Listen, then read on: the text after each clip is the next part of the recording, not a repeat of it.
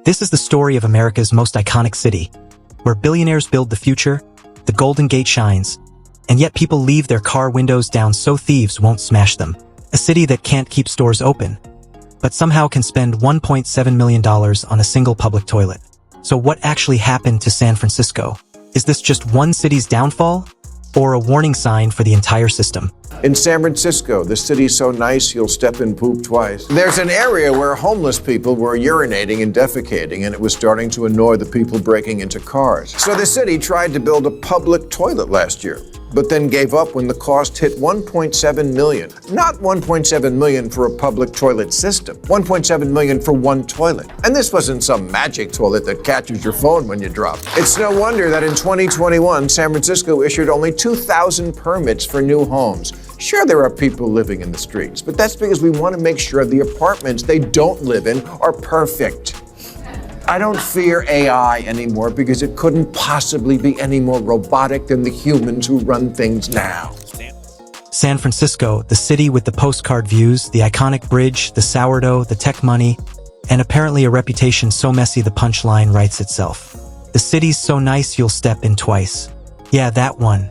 And before we even get into the politics, the policies, the debates, and the yelling, if you like this kind of no-filter breakdown where we call things what they are, do me a favor, hit like, smash subscribe, and drop a comment early so I know you're here. Alright, now let's talk about why San Francisco has become the go-to example for how did this happen. Because what Bill Maher did in this bit, and whether you love him, hate him, or only watch him when your algorithm gets spicy, is he basically grabbed San Francisco by the collar and said, explain yourself, not in a gentle, let's workshop solutions way. More like the comedic version of shaking a vending machine until the chips fall out. His whole point is simple. This is one of the most beautiful, wealthy, and culturally iconic cities in America. And it's acting like it can't handle basic entry-level civilization things like keeping stores open or keeping car windows unmatched or building a toilet. And look, I know someone's already typing, crime happens everywhere. Yes, obviously. But the thing that makes this San Francisco conversation different is the vibe Ma is pointing at. Not just that bad stuff happens, but that it's happening with the confidence of someone who thinks they're allowed to do it. That's the word he keeps circling.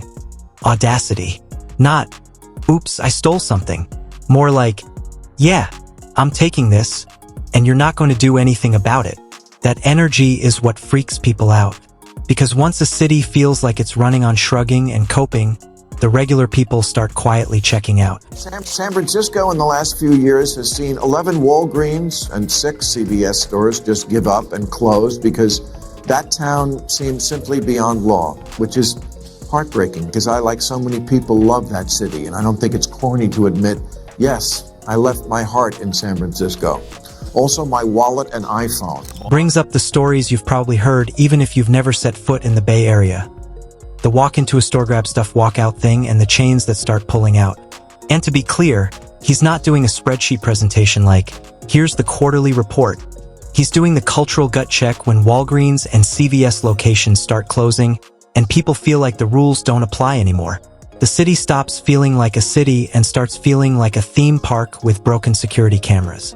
And that hurts because San Francisco isn't some random place. It's San Francisco. People have memories there. People got engaged there. People moved there with big dreams and dumb optimism and a suitcase full of, I'm going to make it energy. Then he hits the car break-in problem. And this is where the whole thing gets darkly hilarious because the solutions people have come up with are straight-up dystopian comedy. You know it's bad when the life hack is to not park in a well-lit area. It's leaving your windows down and your glove compartment open so the thief can see you're broke. It's glass. Piles and piles of shattered glass everywhere from car windows being smashed. It's so routine to have this happen to any parked car that people purposefully leave the windows down and the glove compartment open so thieves can see there's nothing of value. Or they leave a note on the car politely assuring the thief that there's nothing worth stealing and please don't break the windows. Imagine explaining that to someone from out of town. Welcome to San Francisco. Here's your hotel key. Here's a map. And here's a friendly tip. Pre-surrender your vehicle so criminals don't punish you for having doors. And Maher's argument is basically, how do you get to that point unless the system is broadcasting loudly that consequences are optional? He points to the idea that if theft under a certain dollar amount gets treated like a minor offense, people will do what people do. Test the boundaries. Not because everyone is evil, but because incentives matter. If the rule is under this amount, it's basically a slap on the wrist. Guess what? You've just created a target, a ceiling, and a criminal budgeting plan. Like, all right, fellas, keep it at $999.99 and we're good. That's not even a moral debate at that point. It's basic human behavior and risk calculation. What is so disturbing here is not just that there's more crime and mayhem, it's the audacity of it all. Like there's no lines anymore that can't be crossed. Like don't walk on a stage during a live show. Now, before anyone jumps in with but poverty, but inequality, and but systemic issues. Yes, those are real. Those are huge. Those deserve serious attention. Ma isn't pretending complex problems have one simple cause. But what he is saying is you cannot fix big, deep social issues by pretending rules don't matter in the meantime. You can't run a city on vibes. You can't tell working people, hey, we're tackling generational inequality, while they're stepping over broken glass on the way to their car that now looks like it lost a fight with a baseball bat. And that broken glass thing. Ma calls it San Francisco snow, which is an absolutely brutal nickname because it lands instantly. You don't even need to see it to picture it. You can hear it under your shoes. Crunch, crunch, crunch. Like the city's got permanent glitter on the ground. Except it's not glitter. It's the aftermath of another smashed window. That's not just property crime. That's atmosphere. That's what people mean when they say a place feels unsafe. Even if nothing happened to them personally, it's the constant evidence that something is off. Here's where it gets interesting because Ma doesn't stop at bad crime. He goes after the leadership culture that he believes allowed the vibe to metastasize. Bay Area citizens have been complaining in recent years about all the human feces in the streets, but now the streets are full of something else. They call it San Francisco snow. It's glass, piles and piles of shattered glass everywhere from car windows being smashed. It's so routine to have this happen to any parked car that people purposely leave the windows down and the glove compartment open so thieves can see there's nothing of value. Or they leave a note on the car politely assuring the thief that there's nothing worth stealing and please don't break the windows. And this is where the comedy turns into something sharper. He basically suggests that some officials confuse compassion with neglect. Like they think enforcing standards is mean, so they don't enforce anything. And then you get a city where normal people feel abandoned and the worst actors feel empowered. That's the trade. That's the bargain. And if you're wondering why voters get cranky and start swinging hard in elections, it's because when daily life becomes a constant low-grade stress test, people don't want to lecture. They want results. Ma also takes a swing at the defund the police era. Not from the angle of police are perfect, but from the angle of you don't get to demand safety while chaining the people whose job is safety. And to keep this grounded, nobody serious thinks policing can't be improved. Accountability matters, training matters, and standards matter. But Maher's point is that morale, staffing, and enforcement don't exist in a vacuum. If the message to law enforcement is, we don't trust you, we don't back you, and we'll throw you under the bus the second Twitter gets mad, and then yeah, fewer people want that job. And the ones who stay might get cautious to the point of paralysis. And what fills a vacuum? Not good intentions, not community circles. A vacuum gets filled by whoever is willing to take advantage of it. That's the part people don't like saying out loud because it sounds harsh, but it's true in every system. If there's no enforcement, the bold take over, and then everyone else adapts. Businesses change policies, residents stop reporting things, tourists get warned, and suddenly you're living in a city where the survival strategy is don't look like a target. That is not how a functioning society is supposed to feel. The police still need reform, yes, but we can't just allow them to be hunted and targeted for assassination, as has happened over 100 times in 2021. I know there are big issues behind crime, like income inequality and racism that need to be addressed, but let's not get so wrapped up in becoming great again or building back better that we forget not to become El Salvador. Now we pivot because Ma pivots, and honestly the pivot is where San Francisco becomes a symbol instead of just a location. He goes from security to sanitation and basically says, okay, crime is one thing, but you're also losing the ability to keep the city clean. And this is where the poop problem comes in, which has basically become a meme at this point. And memes don't happen because something is rare. Memes happen because something is recognizable. The reason that joke lands is because enough people have heard the stories that it doesn't sound impossible. That's the real reputational damage. When your city becomes a punchline, people accept it without.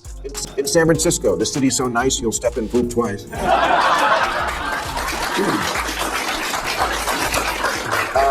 There's an area where homeless people were urinating and defecating, and it was starting to annoy the people breaking into cars. So the city tried to build a public toilet last year, but then gave up when the cost hit $1.7 million. Not $1.7 million for a public toilet system, $1.7 million for one toilet. And this wasn't some magic toilet that catches your phone when you drop it. Needing proof in the moment. And what does San Francisco do when faced with a public sanitation issue? According to Marsbit, it tries to build a public toilet. Reasonable idea, right? A city with tourists, commuters, and a homelessness crisis probably needs more public restrooms. That sounds like the easiest, yes, obviously, project on Earth. Not a moon landing, not a high-speed rail network, just a toilet. And then comes the number that makes everyone's soul leave their body. $1.7 million for one toilet. Not a system, not a fleet, not a golden throne with Wi-Fi and a built-in therapist. Just one public bathroom. So then a private company took pity on San Francisco and offered to build them their toilet for free. But after, quote, project management, construction management, architecture and engineering fees, permits, civic design review, surveys, contract preparation, and cost estimation, the free toilet was still going to cost almost $1 million.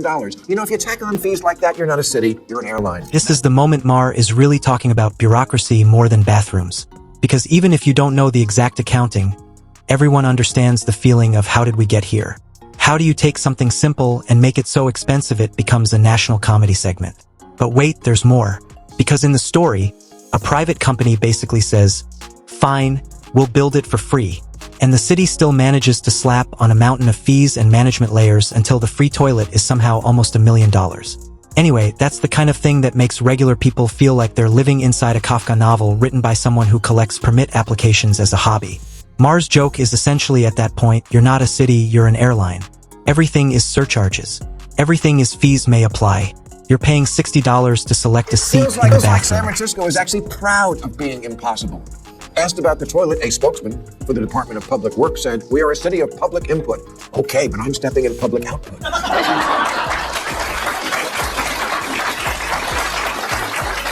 Meanwhile, the median time to get approval to build a house there is 627 days. That's 217 days longer than it took to build the Empire State Building. You need 87 permits, 15 from the Planning Commission, 26 from the Public Utilities Commission and the Fire Department, 19 from building inspectors, 17 from the Public Works, 10 related to public spaces, and 1 from a guy in a t-shirt that says Federal Inspector. And that's the deeper critique. It's not just that projects cost money.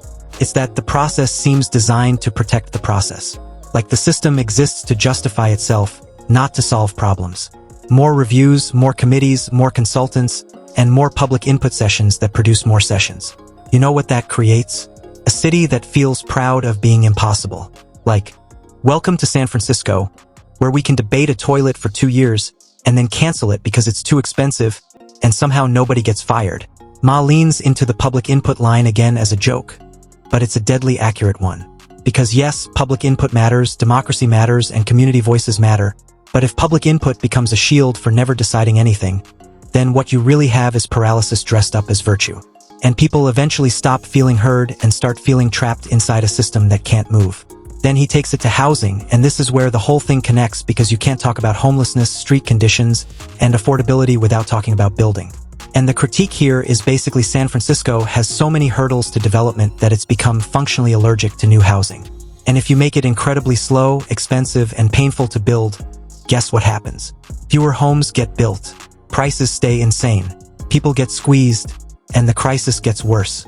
It's not magic, it's math. Ma mocks the permitting maze. The idea that it takes hundreds of days and a ridiculous number of approvals to build anything. It's no wonder that in 2021, San Francisco issued only 2,000 permits for new homes. Sure, there are people living in the streets, but that's because we want to make sure the apartments they don't live in are perfect. I don't fear AI anymore because it couldn't possibly be any more robotic than the humans who run things now. And the punchline is brutal. Can feel like the city can't build housing for people who need it, but it can absolutely build bureaucracy for bureaucracy. It's like they're speedrunning paperwork while real life collapses around them. And then he takes aim at leadership, specifically the way he frames Gavin Newsom and the city's leadership as polished, procedural, and robotic. His line about not fearing AI because the humans running things are already more robotic is funny, but it's also a jab at this very modern kind of governance where everything is process and frameworks and stakeholder engagement and task forces while the public is standing there like, cool, my car got broken into. Do you have a framework for that? Newsom. So let me finish with this. Not that there was ever any reason to build it in the first place, and not that there would be any reason to do it again. But just as an exercise in realizing how far we progressed as the can-do people, I think we should all try to imagine how it will go down if we tried to sculpt Mount Rushmore out of a mountain today. First, we'd have to make the mountain handicap accessible. So we could hire handicapped people to work on the side of a mountain. Then there'd be a 10-year delay while we studied the effect of construction noise on the mating habits of woodchucks. Then another 10 years to obtain ethically sourced dynamite. And find a sculptor who doesn't only work from home. That's the core frustration powering this whole rant. The gap between elite language and street-level reality. When leaders speak in slogans and systems, but citizens live in broken windows and closed stores, trust dies. And once trust dies, the public stops cooperating with the story you're telling them about progress. Maher wraps it with the Mount Rushmore analogy. And you don't even have to agree with every word to understand what he's trying to say. He's painting a picture of a society that has gotten so tangled in rules, delays, and performative virtue signaling that big projects feel impossible. And again, some regulations are good. Safety is good. Environmental review can be important. Accessibility matters. But the joke is about balance. When everything becomes an obstacle and nothing gets built, you don't have a functional system. You have a self-protecting machine. So, where does that leave us? Because it's easy to laugh at the toilet number and the San Francisco snow line and the absurdity of leaving your windows down like you're politely inviting criminals to browse. But behind the jokes is something kind of sad. A city people genuinely love is being talked about like a cautionary tale. And whether you think Ma is dead on or exaggerating for effect, the bigger question still hangs in the air. Why does it feel like some leaders can't or won't do the basics anymore? And if you're watching this thinking, okay, but what's the answer? The uncomfortable truth is there isn't one magic lever. It's not just arrest everyone or spend more money or build more shelters or defund this or fund that. It's a mix. It's enforcement that actually enforces. It's compassion that doesn't turn into neglect. It's bureaucracy that gets trimmed so cities can build again. It's leadership that cares more about outcomes than optics. And maybe, just maybe, it's a public that stops accepting dysfunction as normal. Because here's the scariest part of normalization. Once you normalize chaos, you stop believing order is possible. You start living smaller. You stop going places. You stop opening businesses. You stop visiting. You stop investing. And then the decline becomes self-fulfilling. So, I'll throw it to you because I genuinely want to know what you think. Is San Francisco just the most visible example of a problem happening in a lot of big cities? Or is it a uniquely extreme case of good intentions plus bad execution? And if you've been there recently, does the reality match the reputation? Or is the internet just doing what the internet does and turning everything into a doom loop? Drop your take in the comments because I read them, and the best conversations always happen down there. And if you want more straightforward, no-nonsense breakdowns like this, make sure you're subscribed, hit the like button so the algorithm knows you're into it, and share this with someone who still thinks a $1. 7 million toilets is a reasonable thing a normal city would say out loud with a straight face.